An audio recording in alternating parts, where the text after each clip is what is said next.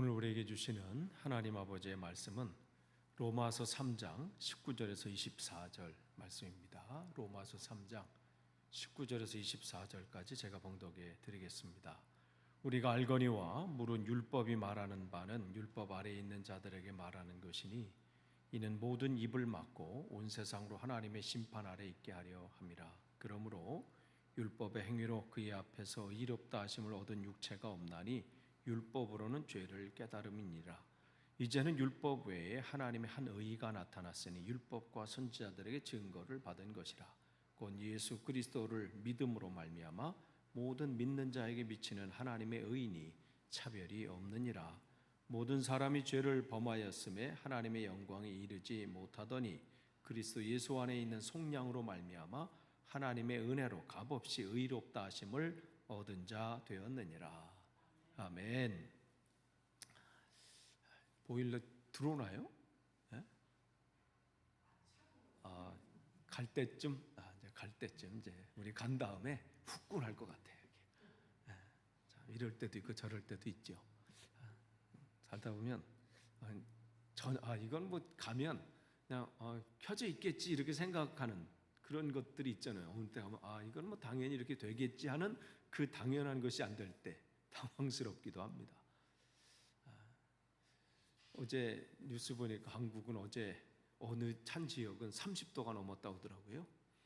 관측 사상 가장 이 뜨거운 11월이래요. 서울도 25도인가 6도고 대구인가 거의 30점 몇 도고 와, 그 속에 좋겠다 이런 생각하면서도 좋은 게 아니지. 추울 때는 좀 추워야 되는 거고 꽃들도 놀랬을 거예요. 아니 갑자기 뭐지? 참 그때마다 그게 돼야 되는데 요즘은 상식을 벗어나는 일들이 너무 많아서 예측을 못하는 그런 시대에 살고 있습니다. 우리가 지난번까지 우리가 출애굽 말씀을 나눴어요. 이제 그 출애굽기에 이어서요. 그 신앙의 우리 여정을 통해서 이번에 우리가 또 볼 것은 우리의 하나님의 자녀됨에 대해서 한번 살펴보고자 합니다.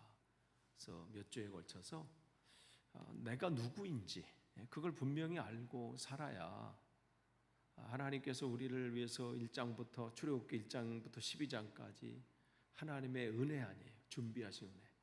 우리는 모르고 그냥 살았지만 그냥 어느 순간 내가 어떻게 보니까 예수님 믿고 있고 뭐 예배당에 나오고 찬양하고 있고 그런 것 같지만 이 자리에 우리가 오기까지 내가 예수를 그리스도로 고백하기까지 하나님을 아버지라고 고백하기까지 하나님께서 보이지 않는 것을 계속 일하고 계셨다는 거예요.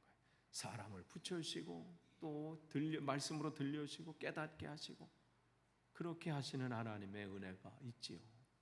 그래서 우리가 출애굽기 12장에 어린 양의 그 보혈의 피로 우리가 구원을 받게 되고 그러면서 우리의 삶이 달라진 거잖아요. 내가 누구인지 달라진 거예요. 신분이 달라졌다고 그랬어요. 이전의 삶이 아니라 내 신분이 달라져. 종의 삶에서 이제는 자녀가 되는 하나님의 아들이 되는 그런 신분으로서의 변화가 있지요. 그래서 성경은 이 어떤 큰 전환점이 있을 때마다 우리가 누구인지를 이렇게 짚어주고 그걸 뭘로 표현하냐면 족보를 통해서 표현을 해요. 그래서 여러분이 마태복음 1장 1절에서도 예수님께서 오신 다음에 족보 얘기가 쭉 나와요. 그러면서 그 족보가 어떻게 됐다. 그래서 그 얘기가 나오죠. 그래서 거기 보면 아브라함과 다윗의 자손 예수 그리스도의 계보라, 족보라. 우리가 누구인지, 내가 오늘 이 땅에 살고 있는 내가 누구인지 그 부분들을 말씀해 주는 겁니다. 누가복음도 마찬가지예요. 누가복음은 이제 마태복음 예수님부터 쭉 해서 이렇게 갔다 하면 여기서는 위에서 밑에서부터 이렇게 쭉 올라가서 결국은 3장 38절에 뭐라고 하냐면 그 위는 아담이요 그 위는 하나님이시니라. 이렇게 얘기로 끝을 맺습니다. 그러니까 우리의 시작이 누구였는지 그걸 보여주는 거예요. 이스라엘 백성들이 바벨론의 세 번에 의해서 포로로 잡혀가잖아요. 세 번에 의해서 포로로 잡혀간 것처럼 3차에 걸쳐서 또 귀환을 합니다. 그래서 1차, 2차, 3차 이렇게 귀환을 할 때 그것을 잘 이렇게 적어놓은 1차, 2차 귀환을 기록해 놓은 것이 에스라서잖아요. 그래서 1차로 귀환한 사람들이 대표적인 사람이 스룹바벨과 예수아를 리더로 해가지고 다시 이렇게 바벨론 거기서 이제 쭉 이렇게 다시 돌아옵니다. 그때 이제 하나님께서 주신 것이 뭐예요? 성전을 이제 새로 져라. 그것은 하나님 중심으로 살라는 거예요. 그래서 그들이 그럼에도 불구하고 올 때는 뭐 우리 열심히 하자 했다가 딱 오니까 어떻게 화장실 들어갈 때랑 나올 때가 또 달라. 그러니까 그때 하나님께서 학개랑 스가랴 선지자를 통해서 너희들 성전에 관한 말씀을 또 주시잖아요. 그리고 2차로 누가 와요? 그 다음에 에스라가 또 이끌고 쭉 이렇게 옵니다. 에스라가 와서 그들에게 하나님 말씀을 진짜 이제 철저하게 가르치기 시작하는데 그 중심적인 그 책이 뭐예요? 그게 역대상하예요. 그래서 그 역대상하에도 뭐가 나와요? 족보가 나와요.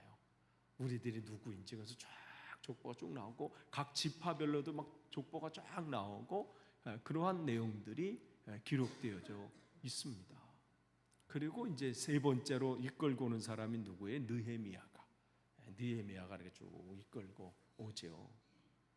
그때 이제 또 하나님께서 한 사람 말라기를 통해서 또 하나님이 말씀을 또 예배가 형식으로 아니라 그냥 예식만 드리고 예배만 드렸으니까 난 됐어가 아니라 우리가 진짜 마음 중심으로 드려야 되는 예배를 드려야 된다.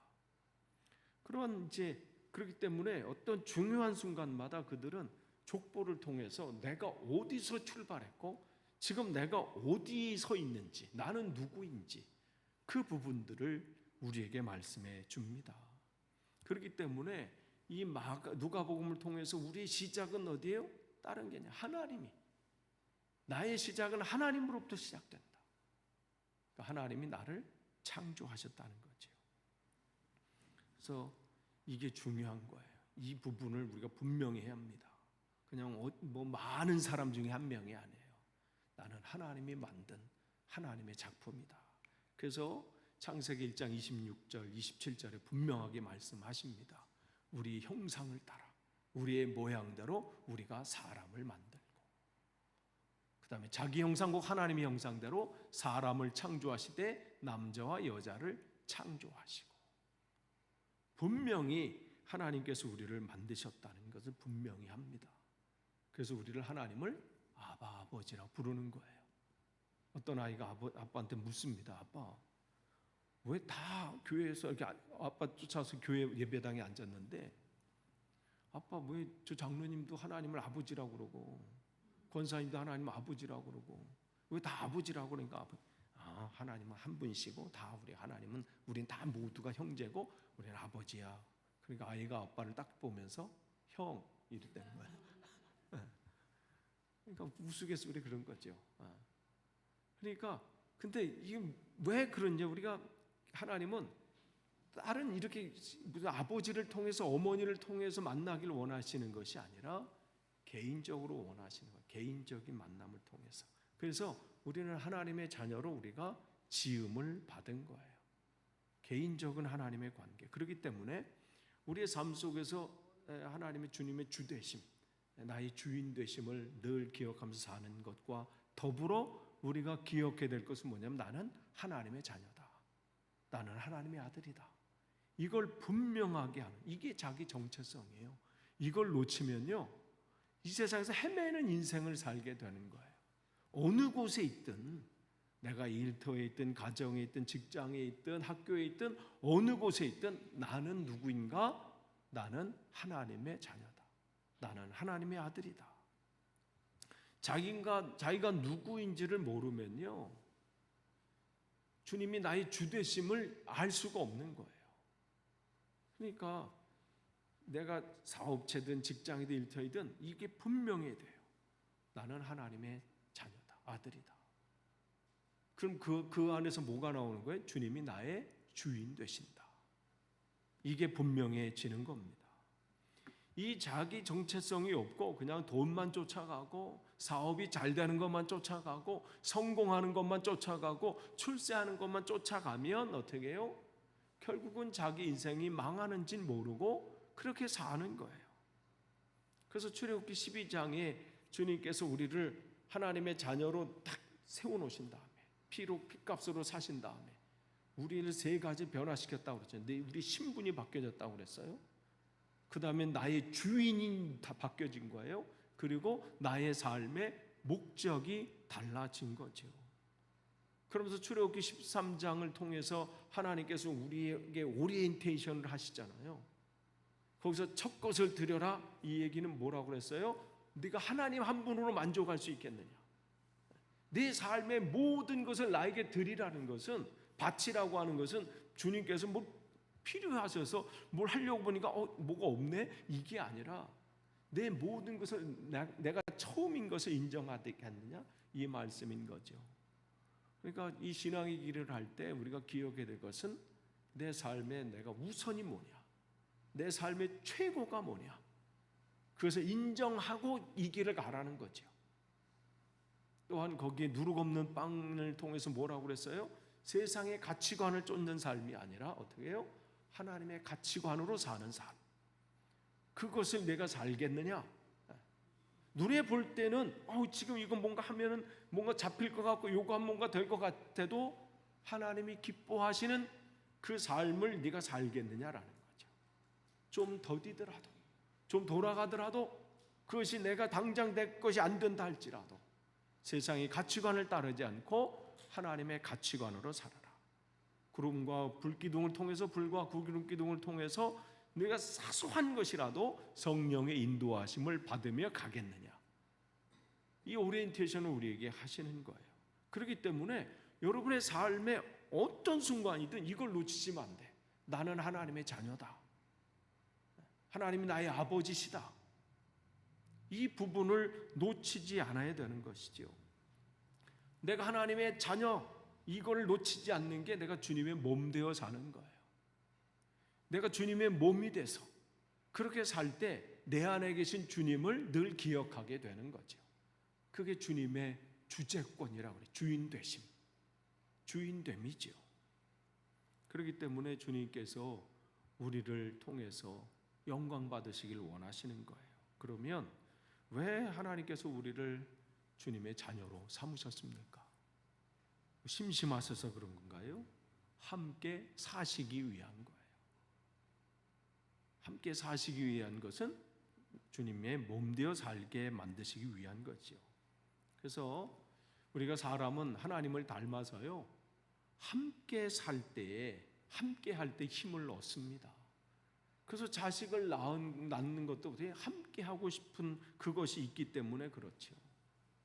그런데 점점 더 어떻게 해요? 함께함의 행복을 잃어버려요. 한국에 갔더니 카페도 나눠져 있더라고요. 노인분 가는 카페, 젊은이들 가는 카페.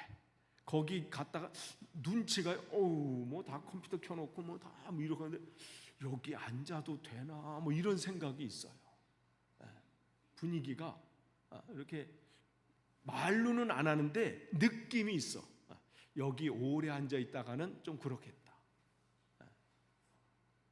아내가 어디 한국에 갔었는데 뭐 층마다 이렇게 다르다고, 여기는 젊은이들이 있고 위에 갔더니 노인분들만 있고 뭐 이렇게 좀 나이 드신 분들. 점점 더 세상이 가면서 나눠지는 것들이 있어요. 함께함이 없어. 어떤 청년이 영국이 좋은 것 중에 하나가 할아버지 뻘 되는 분들과도 친구로 이렇게 지낼 수 있어서 좋다는 거예요. 서로 허물 없이 같이. 한국 가면 너무 힘들다는 거죠. 뭘 차려야 될 것, 격식 차려야 될 것도 많고, 이 말하는 것도 그렇고, 이걸 어떻게 될지 막 그런 상황들이 있지요. 왜 근데 함께함에 대한 그것이 왜 힘들어졌나요? 사랑이 식었기 때문에 그렇습니다.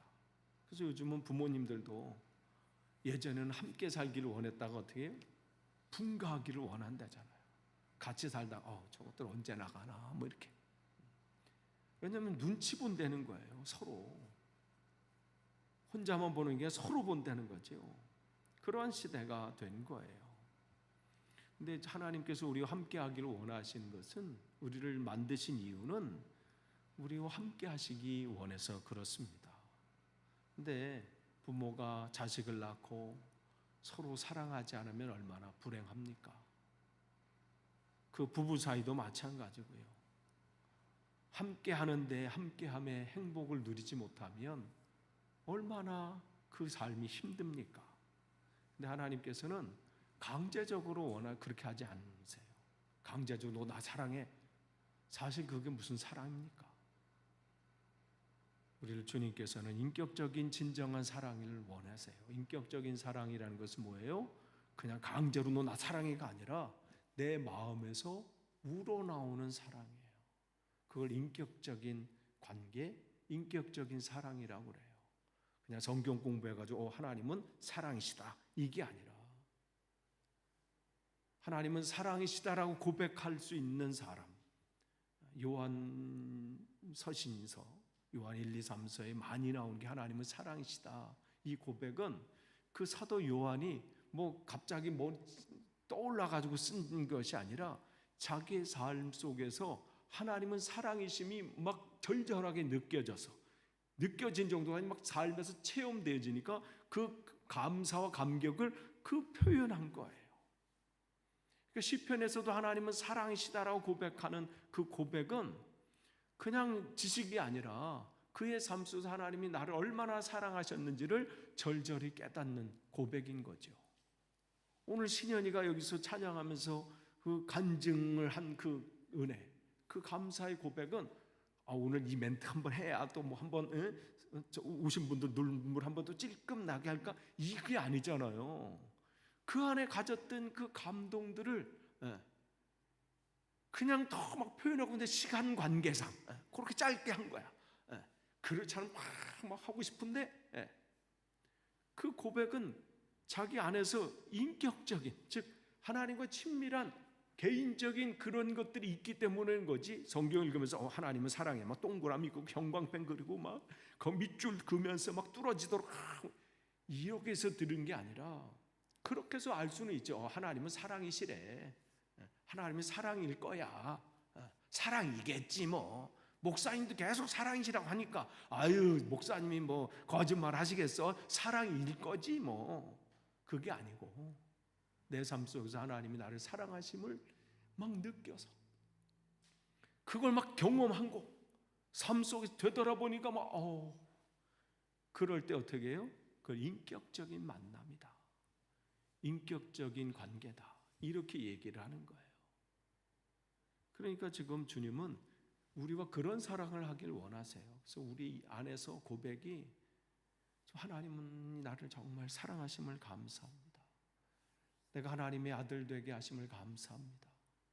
이제껏 나의 삶 속에서 나와 함께 하신 하나님 감사합니다. 나를 만들어 주신 하나님 감사합니다. 이러한 고백이 내 마음 깊은 곳에서부터 나오는 그런 사랑의 관계를 우리에게 원하시죠. 그런데 우리에게 이러한 고백할 수 있는 자유의지, 또한 이런 인격들, 이런 것을 주었기 때문에, 근데 이걸 잘못 사용하게 되면 어떻게 해요? 내 감정대로 내 뜻대로 행하게 되는 거지요. 하나님을 배신할 수 있다는 거예요.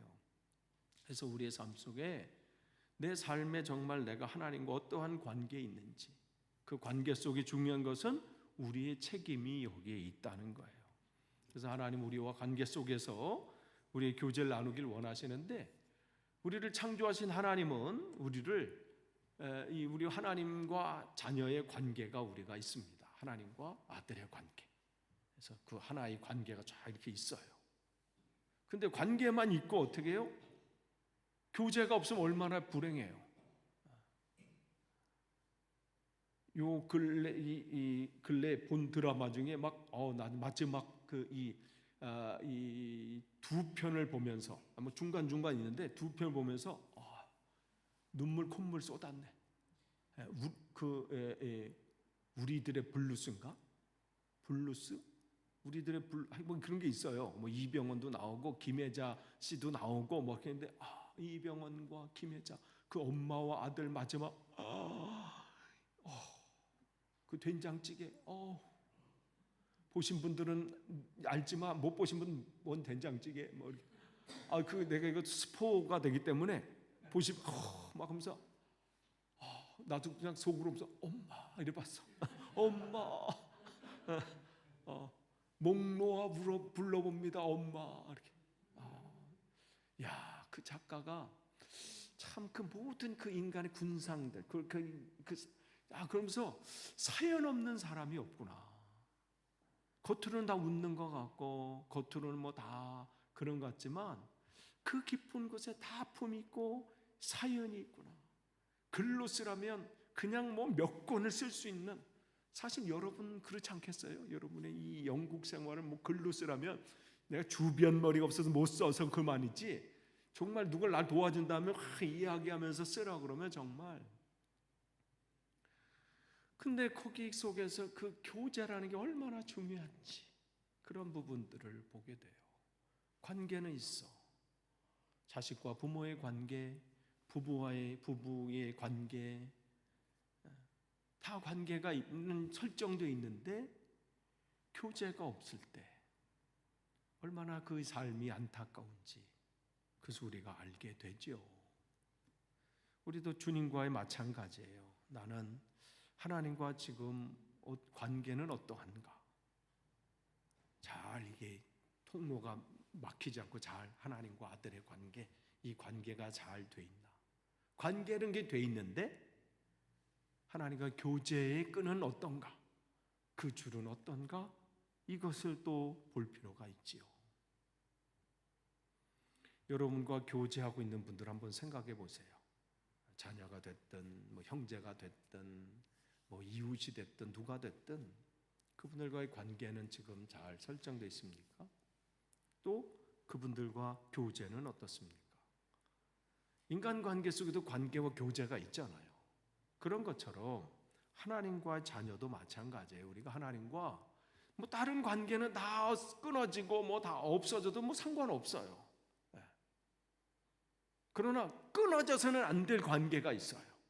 세상의 모든 관계는 붙을 때도 있고 끊어질 때도 있고 어느 때는 막 소롱할 때도 있고 어느 때는 뭐 겨우 붙어 있는 것도 있고 어느 때는 붙어 있나 할 생각도 되도록이면 붙어 있긴 하네, 이런 관계는 있을 수 있지만 그런 건 중요하지 않아요. 진짜 중요한 것은 내가 다른 것은 하나님과 내가 관계는 어떠한가, 교제는 어떠한가. 근데 이 관계가 제대로 돼 있지 않으면 뭐도 안 돼요? 교제도 되지 않습니다. 왜 사람 속에서 갈등과 고민과 근심과 두려움이 생겨요? 하나님과의 관계가 온전히 서 있지 않기 때문에. 그러니 관계가 잘못되어 있기 때문에 어떻게 해요? 교제도 안 되는 거예요.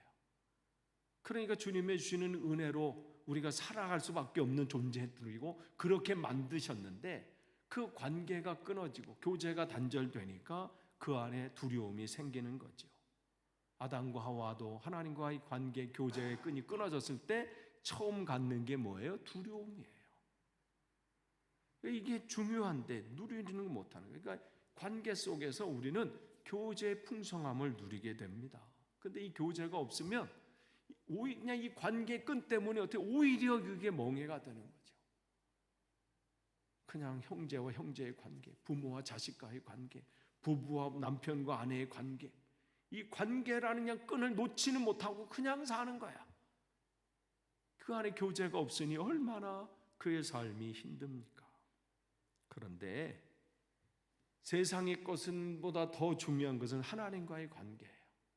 이게 온전해지지 않으면 우리의 삶은 두려움과 염려와 근심과 걱정으로 가득 찰 수밖에 없어요.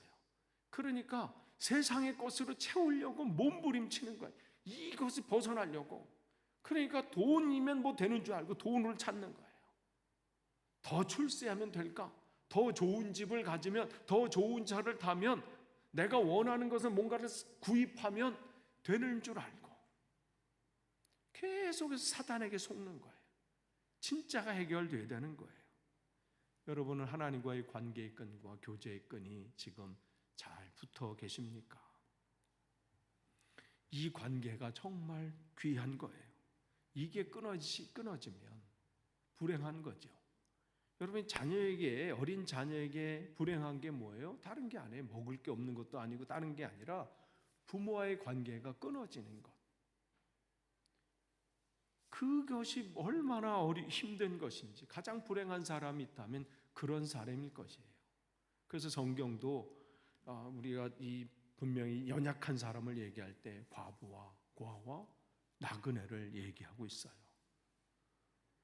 그 당시에 이 과부라는 것은 모든 경제적인 것이 남자들에게 있는데 삶의 터전을 잃어버린 거예요. 그 관계가 끊어진 거죠. 고아도 마찬가지죠. 부모님과의 관계가 끊어진 거예요. 나그네도 본국과의 관계가 지금 끊어진 거예요. 그런 상황 가운데 있는 거지요. 그렇기 때문에 우리가 하나님과의 관계가 온전하지 못하면 그런 사람들을 영적인 고아라 이렇게 얘기를 하는 거예요. 근데 우리는 하나님과의 관계가, 이 교제가 끊어진 거예요. 그래서 이사야 59장 2절 말씀 보면 우리 같이 읽도록 하겠습니다. 이사야 59장 2절 같이 읽습니다. 시작. 오직 너희 죄악이 너희와 너희 하나님의 사이를 갈라놓았고 너희 죄가 그의 얼굴을 가리어서 너희에게 듣지 않으시게 함이니라. 관계가 끊어졌다는 거죠. 죄 때문에. 또한 로마서 3장 오늘 23절 또 같이 있습니다. 모든 사람이 죄를 범하였음에 하나님의 영광에 이르지 못하였다. 우리의 죄로 인해서 원래 하나님과의 교제 가운데 있어야 되는데 허물과 죄 때문에 그 관계가 끊어지고, 관계가 끊어지니까 모두 없어요. 교제도 없는 거예요. 할 수가 없어. 그러니까 아버지와 관계가 끊어졌어. 부모님과 관계가 끊어졌어. 그러니 어떻게 교제할 수가 없는 것이죠. 그렇기 때문에 죄라고 하는 것은 우리 안에서 하나님과 온전히 내가 하나님과의 관계 속에서 하나님을 바라보고 의지해야 되는데 내가 하나님처럼 되려고 하고 내 삶의 늘 방향이 하나님을 향해야 되는데 그 관역을 벗어난 것, 그것이 죄죠. 스스로 하나님처럼 되려고. 그래서 선악을 알게 하는 나무의 열매를 따먹는 것이 아니다. 이것은 다른 게 아니라 선악을 판단하는 것은 내가 하는 것이 아니다. 우리는 끊임없이 내가 판단해요. 이것은 옳은 거, 저것은 틀린 거, 이것은 맞고 저것은 틀리고, 그것은 우리가 하는 것이 아닙니다. 그것은 하나님 소관이에요. 그래서 주님께서 사사기를 통해서도 우리에게 그것을 처음으로 그들에게 주신 그 가나안 땅에서 그의 삶을 통해서 알려주시는 게 뭐예요? 사사들을 통해서. 그 사사라고 하는 것은 미시파트, 샤파트, 그것은 뭐예요? 내가 판단하고 판단, 선택, 분별, 결정, 그 심판은 내가 하는 것이 아니라 하나님이 하는 것이다. 하나님께서 그 사람을 통해서 판단하고 결정하고 선택하고 분별하시는 거예요. 근데 우리는 끊임없이 이거는 옳은 거고 이건 틀린 거고 이건 좋은 거고 행불행을 내가 따져요. 그래서 뭐가 잘 내 뜻대로 되면 행복해. 그렇지 않으면 어떻게 해요? 나는 불행해. 지난 설교 때 요셉을 말씀드리면서 요셉의 삶을 보면 계속 불행의 연속 아니에요?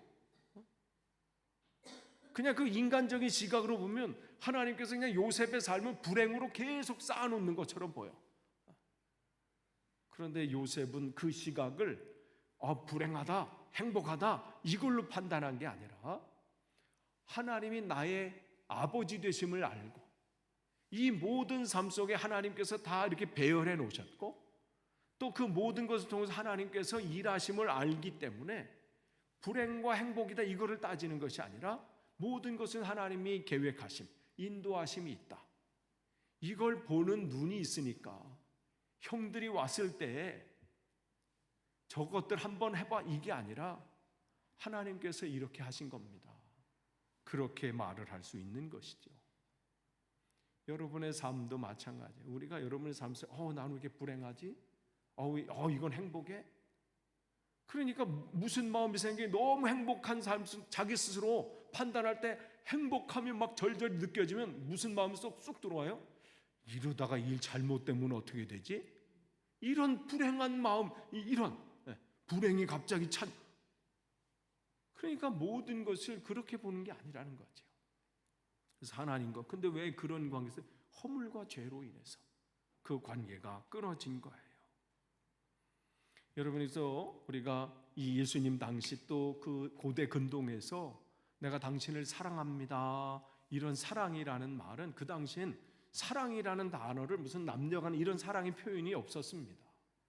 무슨 때 이 사랑이라는 표현을 썼냐면 그 영주가 소장농에게, 조그맣게 농사 짓는 사람에게 이제 세를 주잖아요. 이만큼 밭을 이렇게 나눠줘. 당신 이만큼, 당신 이만큼 이렇게 렌트해 줄 때 그 렌트를 하는 사람이 그 주인에게 오른손을 들면서 내가 당신 말을 사랑합니다, 이 얘기를 하는 거예요. 계약을 맺는 거예요. 즉 당신이 지금 당신과 내가 계약한 그대로 내가 잘 이행하겠습니다. 이럴 때 오른손을 들어서 저는 당신을 사랑합니다, 내가 계약을 잘 지키겠습니다, 이런 얘기를 하는 것이죠. 그렇기 때문에 사랑한다는 것은 그 쌍방간의 약속을 지키는 거예요. 그래서 요한복음 14장 23절 예수께서 대답하여 이르시되 사람이 나를 사랑하면 내 말을 지키리니, 여기서 이 사랑이라고 하는 것은 무슨 하나님 사랑하면 이 얘기하는 게 아니라 이 당시 이거를 주님께서 염두에 두시고 너희들이 밭을 누가 주인한테 받아서 너희들이 이제 렌트 받아가지고 농사 지으려고 할 때 오른손을 들어서 내가 주인 당신을 사랑합니다, 그렇게 고백한 것은, 그렇게 그것을 기억하면서 그 이야기 나눈 것을 잘 지키는 것처럼 네가 진짜로 나를 사랑하면 내 말을 지키게 된다, 이 말씀을 하시는 것이죠. 그래서 성경에서는 끊임없이 우리가 하나님과의 관계가 끊어진 것, 그것은 누구의 책임이에요? 우리의 잘못이에요. 나의 잘못, 나의 죄로. 그래서 로마서 3장 23절에 뭐라고 말씀하시면 모든 사람이 죄를 범하였으며, 어떤 사람만이 아니라 모든 사람이 죄를 범해서 하나님과의 관계, 영광에 이르지 못한다. 즉 관계가 끊어졌다. 관계가 끊어졌기 때문에 교제를 누리지 못한다. 그래서 하나님과의 관계가 단절된 것은 무서운 결과입니다. 이것은 굉장히 우리에게 중요한 거예요. 그러면 이 관계가 끊어졌기 때문에 우리에게 오는 결과는 뭐예요? 자녀됨의 상실이에요. 하나님과의 자녀됨을 상실한 거예요. 이보다 더 큰 일이 없는 거예요. 관계성이 끊어졌고요, 교제가 없어졌어요. 그러니까 뭐로 되는 거예요? 그냥 끊어지면 끊어진 대로 끊어졌구나 하면 좋은데 다른 것과 관계를 맺게 된다는 거예요. 그래서 세상 것과 관계되고 결국은 성경은 사단의 종이 되어서 산다, 이렇게 말씀을 하십니다. 그래서 죄의 종이로 전락된 거예요. 그 결과가 뭐예요? 시기, 다툼, 전쟁, 이런 것들이 나타나는 거죠. 그러니까 지금 결과들이 계속 나타나요. 그러니까 이스라엘도 지금 눈에는 눈, 이에는 이, 이거에 사로잡혀 있으니까 자기들에게 했으니까 어떻게 해요? 끝까지 하는 거예요. 거기에는 하나님의 자비하심과 긍휼하심은 없습니다. 복음이 그 안에 들어가지 않으니까. 그냥 잘하고 있는 줄 알아. 그들이 회개하지 않는 이상 저 안에 전쟁은 멈추지 않습니다. 잠깐 휴전은 될 수 있어요. 또 싸워. 하나님의 예수 그리스도의 복음이 여러분이 그 이스라엘 땅에도 임하기를 여러분 기도하셔야 돼요. 그곳에 복음이 들어가야 하나님은 그 땅을 통해서 또 일들을 하시겠죠. 그러니까 지금 우리는 그 자녀됨을 상실하니까 결국은 내 거에 내 거. 그러니까 싸움이 있는 거죠. 아니, 섬기려고 하는데 싸움이 어디 있습니까? 나누려고 하는데 싸움이 어디 있어요? 싸움이 있고 분쟁이 있고 시기가 있고 갈등이 있는 것은 그 안에 하나님의 마음이 아니라 내 마음이 있기 때문에 영적 어두움에 거하는 겁니다.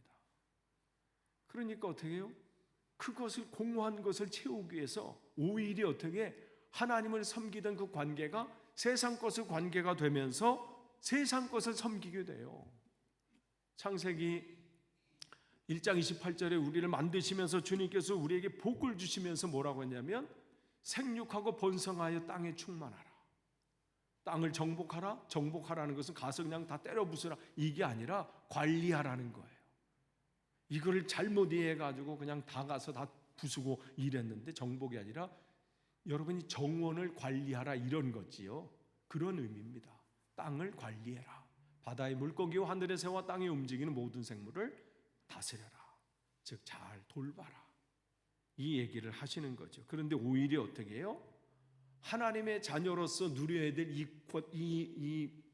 이 권위를, 이 은혜를 오히려 빼앗겨서 오히려 바다를 섬기고 물고기를 섬기고 산을 섬기고 나무를 섬기고 하여간 눈에 보여서 자기보다 강한 거면 다 빌기 시작하는 거예요. 심지어는 어디서 빌어요? 돼지 머리.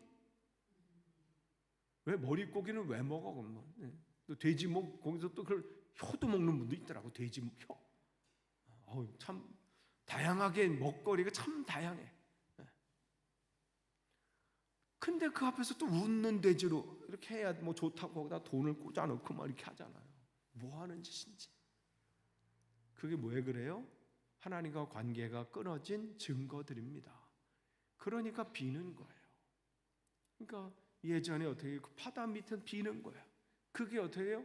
왜 비는지도 모르고 왜 그게 인지면 지금까지 빌잖아요.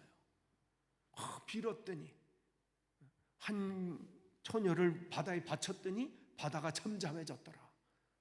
그 심청이 얘기 안 해요. 왜 잠잠해졌어요? 태풍이 지나가서. 그런데 그때는 어떻게 그게 모르니까 그냥 가는 거예요. 눌려서 사는 거죠. 관계가 끊어지면 그렇게 되는 겁니다.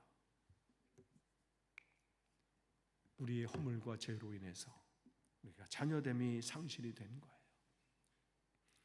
우리가 계속해서 이 말씀을 나누면서요, 앞으로도 다음 주도 그렇고 나누면서 하나님께서 우리를 위해서 무엇을 준비하시고 우리를 회복시키기 위해서 어떤 일을 하셨고 내가 그럼 이 시대에 살면서 하나님의 자녀됨을 어떻게 살아야 되는고 우리에게는 하나님께서 어떤 권능을 주셨는지 그래서 우리가 나누면서 그저 그냥 뭐 오늘도 하루 시작됐으니까 하루 살고 또 해 어두워졌으니까 또 그냥 그런가 보다가 아니라 하나님께서 나를 이곳에 보내신 목적이 뭐고 내가 이 시대에 해야 될 일은 무엇인지를 다시 한번 점검하고 확인하는 그러한 시간들이 되기를 소망합니다.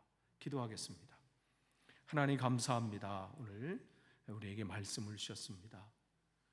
하나님 내가 누구인지 내 삶 속에서 늘 놓치지 않게 하시고 주님의 몸 되어 살고 하나님의 자녀됨을 잊지 않고 늘 내가 서 있는 그 자리에서 온전히 주님을 드러내기 부족함이 없도록 인도해 주옵소서.